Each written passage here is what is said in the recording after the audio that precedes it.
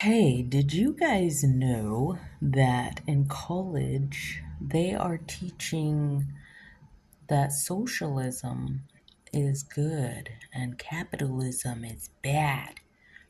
And they're even being outright biased. Like, I had to email my instructor, my professor, because he worded one of our slides. There's slides we have to read, and he said, so, concerning abortion, right? So he made it very clear that his stance is, I forget what they're called. I think it's like pro killing children or something like that. And then,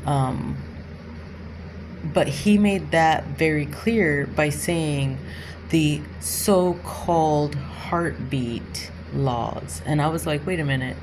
Are they so-called heartbeat laws? Or are they not called heartbeat laws? Or is the so-called part just your input of how you don't like them?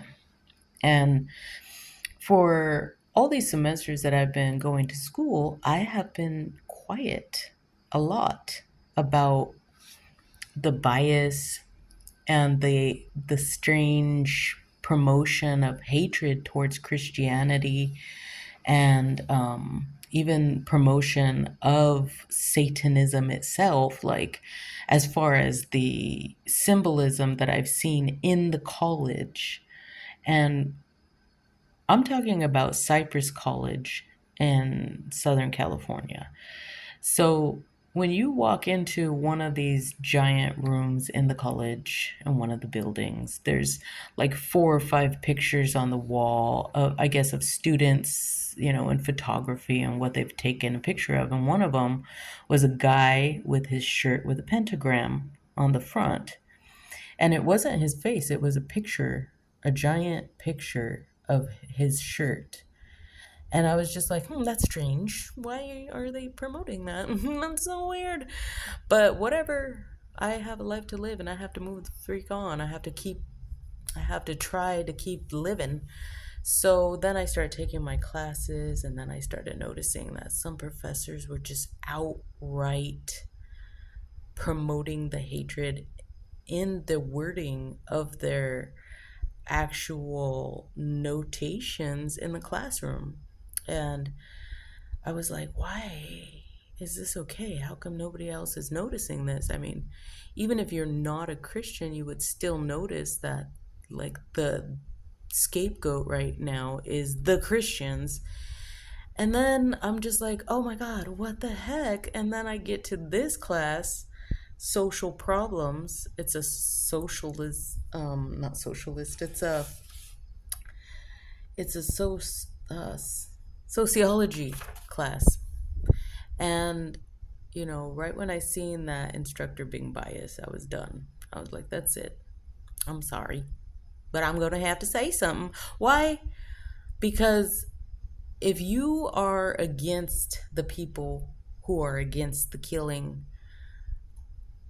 of the life forms that were created, because hence you wouldn't have to kill them if they weren't alive, um, you need to keep your personal opinion out of teaching people about a subject, because it feels like you're being attacked.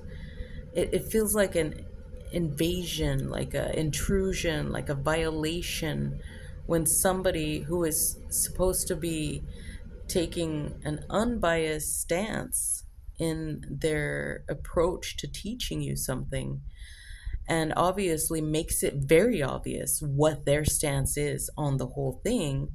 So then it makes you feel like, oh, if you're against them, you're not going that professor's not going to like you, and they're probably not going to try to give you a very good grade. They're not going to think very well of your work.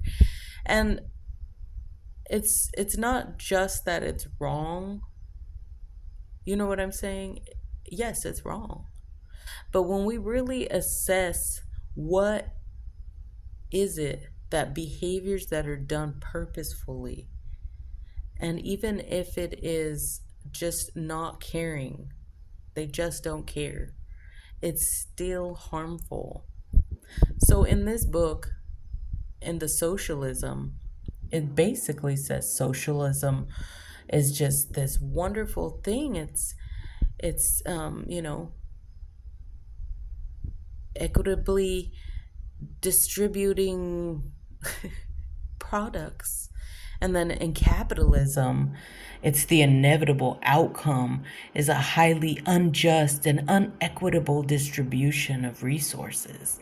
And then it goes on to just kind of bash capitalism for how bad it is, because some people, it's putting people in this space of being against either each other. Either companies are against each other, or it's companies against the consumer.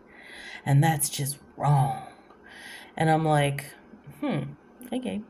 So then it gets to communism. And I'm like, well, let's see what they're saying about communism. And what do they say? Communism is a Karl Marx description of utopian end stage of the struggle over capitalism. In a communist society, all goods would be communally owned. People would not work for wages, but rather would give according to their abilities, and there would be no scarcity of goods and services, allowing people to receive whatever they needed. In addition, the state would become less important and its role would dwindle.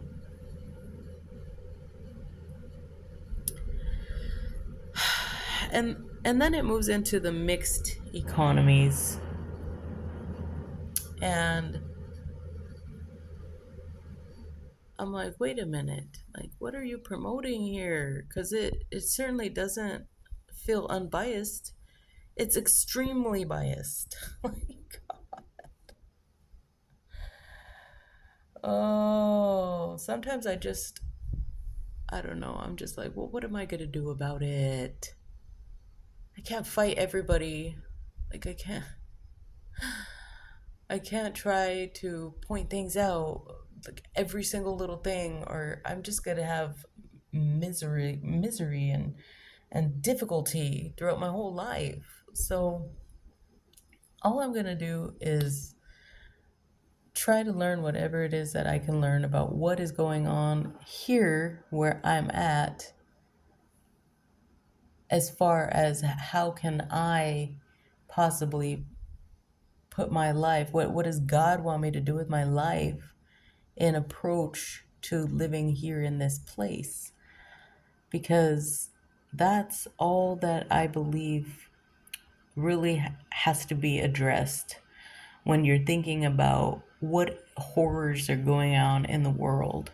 You have to just think about, well, what are you going to do? What are you capable of that is not going to cause you to become angry and violent and unstable and biased and mean and attacking towards everybody else who either doesn't understand or doesn't want to or doesn't care. You have to make a decision to find your life purpose at the same time as learning how to accept that what you have ended up choosing to work in doesn't mean that other people are bad people because they didn't choose it also. Like, what I'm referring to is the people who are so upset about the Palestine Israel issues that are going on. And I'm like, well, why are you're so angry and rageful about it happening?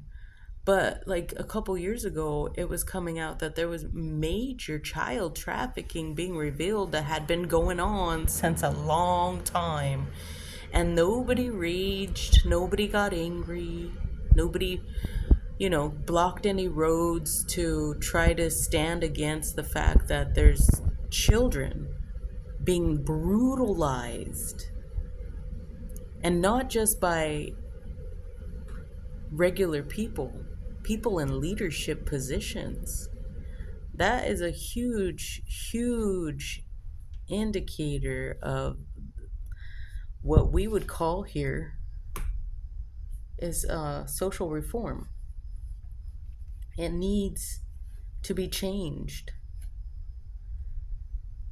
We need social reform in finding out how to stop allowing so many companies to just give us poisonous food. All these dyes and all these things we're finding out constantly that our food is poison, it's not accepted in other countries. And well, it all has to do with what's privatized.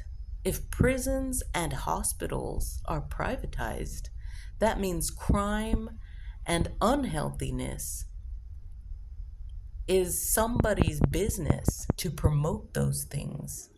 It is to the benefit and betterment of somebody's little castle here in America that they would promote crime and disease.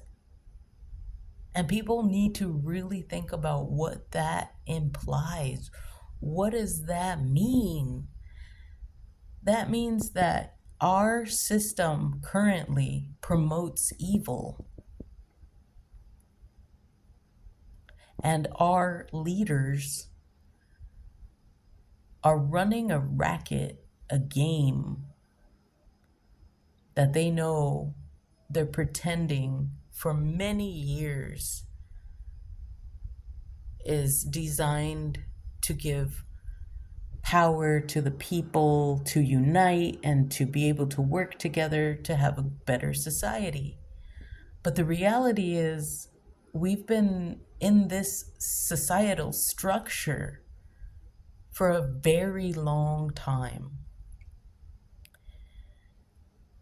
And things need to be reformed. Things need to actually have a huge change. People need to learn and understand what it means that there is no government. There's only a corporation called the United States of America. It's a corporation. A corporation means that they have their own interests. There's investors, all that stuff. It is not a government where it's people getting their votes in, getting their word in. I want this to happen. I think this is the best thing. That's the best thing. We should do this. We should do that. It's just not there. It's not. It hasn't been there ever. It never was there. It wasn't designed to be there. The implication that the entire structure was created by people who are what is now revealed as a very sinister organization called the Freemasons. And people are like, hold up, my uncle's a Freemason. They just do the good things for the community. Hey man, you need to look harder. Okay? Everything is a picture. And a picture says 1,000 words. And you're only looking at 10 of them.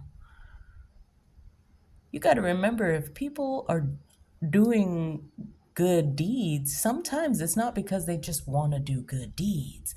It's because they're purposely using those deeds to try to cover the other deeds.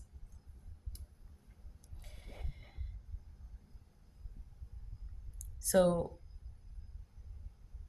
my point in talking to you guys and sharing with you what I'm finding right now is that I am very content in reading and seeing the bias. Yes, I reached out to the professor. He tried to argue with me and send me some kind of word salad stuff. And I stayed, professional and cordial. Okay, thank you.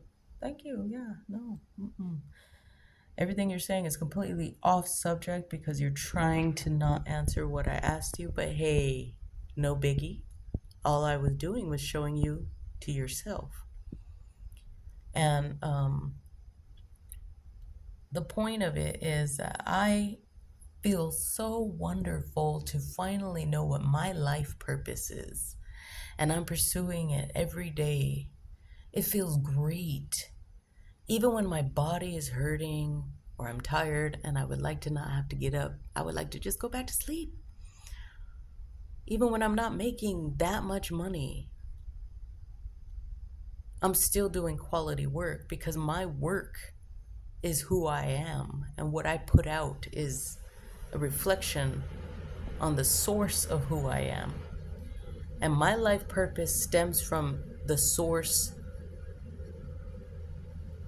that is absolutely necessary to understanding how customer service is so important in any society. Customer service is a huge thing. Huge. So when I'm speaking on what it is that I've learned and how I see things, and I've learned to be able to cope with everything that's going on here in this world, you can learn that. It's included in the course curriculum because the course curriculum for the Way of the Masseuse is generally based on learning about you. Take a look at yourself. Take a look inside. Get to know you. What do you think about? What do you like? What are your interests? What are your weaknesses? What are all these questions that people simply do not answer to themselves and focus on trying to understand about themselves? How can you be better? What do you want to better? How do you think you could get there? Do you know how to make goals? Do you know how to accomplish those goals? What are your plans to accomplish those goals? These are huge things that need to happen.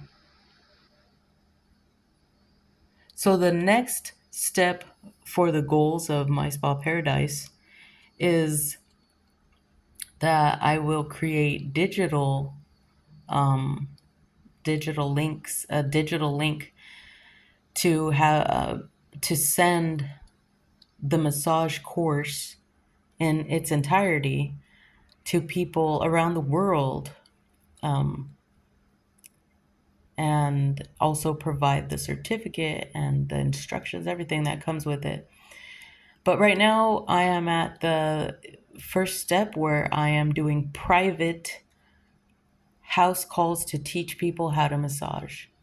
So I hope that you guys understand the importance of finding your life purpose, because it is radically important into being able to cope in this world and what we're going through, what we're possibly going to go through some more, and all the things that are coming. And don't lose your mind. Focus on finding your life purpose. All right. I love you guys. Bye.